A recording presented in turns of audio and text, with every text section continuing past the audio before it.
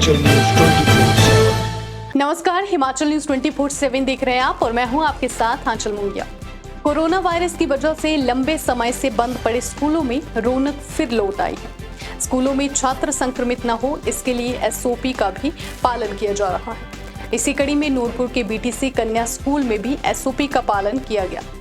School की छात्राओं ने स्कूल खुलने पर खुशी जाहिर की। छात्राओं का कहना है कि ऑनलाइन पढ़ाई करने पर हमें कई बार दिक्कतों का सामना करना पड़ता था। हम अक्षता ठाकुर है, मैं बीटीसी स्कूल की छात्रा हूँ। मैं कॉमर्स प्लस 2 में पढ़ती हूँ और आज हमारे इतने दिनों बाद स्कूल लगे हैं तो मुझे स्कूल में आकर पढ़कर बहुत अच्छा लग रहा है। और पहले हमें ऑनलाइन और हरघट पाठशाला में बहुत सी दिक्कतें आती थी। मैं खजन से आती हूँ, प्रॉपर खजन से नहीं, मेरा घर थोड़ा ऊपर चढ़कर है, तो वहाँ पे बहुत ज़्यादा सिग्नल्स की प्रॉब्लम आ रही थी, नेटवर्क नहीं आ रहा था और कई बार तो हमारे घर में फ़ोन भी नहीं है, तो इसलिए हम ऑनलाइन क्लास से प्रॉपर्स नहीं लगा पा रहे हैं। और आज जब हम स्कूल आए हैं, फेस टू फेस टीचर्स से हमने क्वेश्चन किए, उन्होंने हमें अपने टॉपिक बताए, तो हमें काफ़ी ज़्यादा अच्छे से समझ में आया है और मतलब बहुत अच्छा लग रहा है। और जब हम स्कूल में पहले एंटर हुए तो हमने अपने हाथ सैनिटाइज़ किए,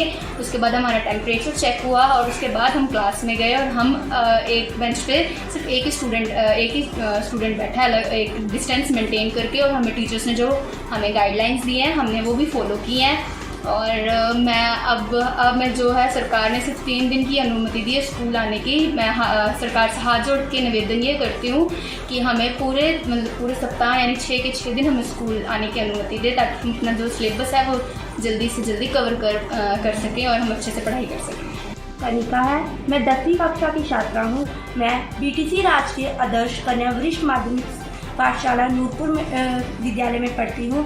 जैसा कि हम 10वीं कक्षा में हुए थे तभी से हमारे स्कूल बंद हैं। इस कारण हमें बहुत सी दिक्कतों का सामना करना पड़े। कई जगह नेटवर्क की कमी होने के कारण बच्चों को अच्छे से पढ़ाई नहीं समझ आ रही। हमारी बोर्ड की कक्षा है, इसलिए हमें बहुत सी दिक्कतों का सामना करना पड़ा। घर पाठशाला भले ही उसमें काम दिया जाता था, परंतु हमें इतनी अच्छी तरह से उसमें समझ नहीं आ सका। लाइव क्लासेस में भी हमें बहुत सी मुश्किलों का सामना करना पड़ा, जैसे कि कई जगह नेटवर्क की प्रॉब्लम्स हुई।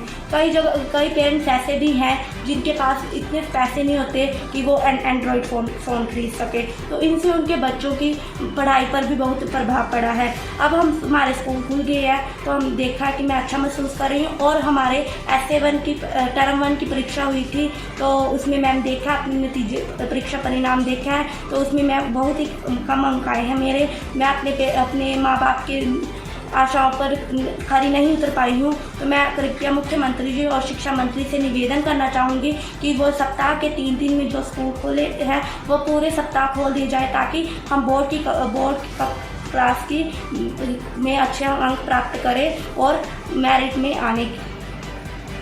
आज स्कूल पहली बार ओपन हुआ इतने लंबे अरसे के बाद, लेकिन एसओपी जो सरकार की गाइडलाइंस हैं उसके अनुसार हमने पूरा ध्यान दिया है। स्कूल को सैनिटाइज करवाया, हमने सैटरडे को ही करवा दिया था। और गेट एंट्री पे हमारे डीपी साहब, हमारे LA हैं 2, वो लोग लगा रखे हैं टेम्परेचर नोट करने के लिए। अगर किसी में टेम्परेचर पाया जाता है तो उस बच्चे को उसके पेरेंट्स के साथ जो है घर भिजवा दिया जाएगा।